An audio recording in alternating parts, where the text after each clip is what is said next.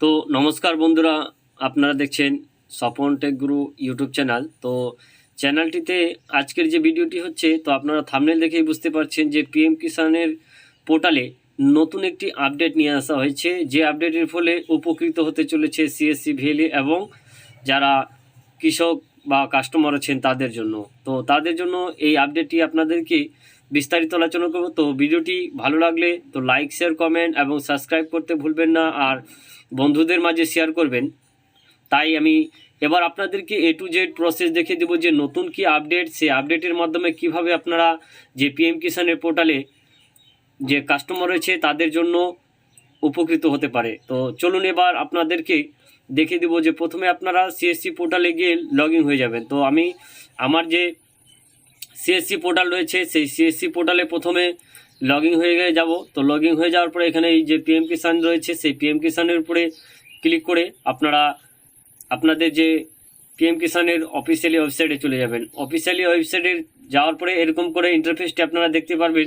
তো এখানে দেখতে পারবেন অনেকগুলো অপশন, এডিট, তারপর অথেন্টিকেশন, তারপরে স্ট্যাটাস, তারপর রিপোর্ট।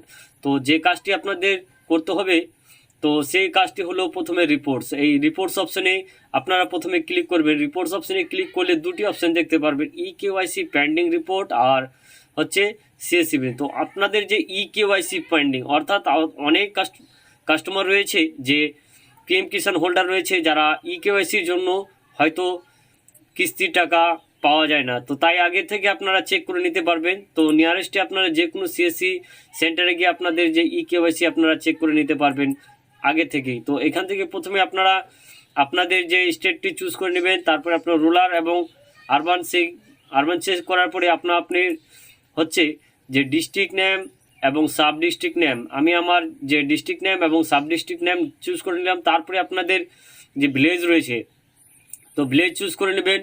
তো ভিলেজ চুজ করে নেওয়ার পরে দেখতে পাচ্ছেন আমি ভিলেজ চুজ করে নেবেন। তো ডাটা, গেট ডাটার উপরে ক্লিক করব যখনই, তো তখনই আপনারা দেখতে পাচ্ছেন যে এইসব কাস্টমার যে রয়েছে এইসব কাস্টমারের ইকেওয়াইসি পেন্ডিং রয়েছে, অর্থাৎ এদেরকে ইকেওয়াইসি না করলে এরা পরবর্তী যে কিস্তি বা ইনস্টলমেন্ট টাকা পাবে না। তো ধন্যবাদ, এই ছিল আজকের ছোট্ট আপডেট।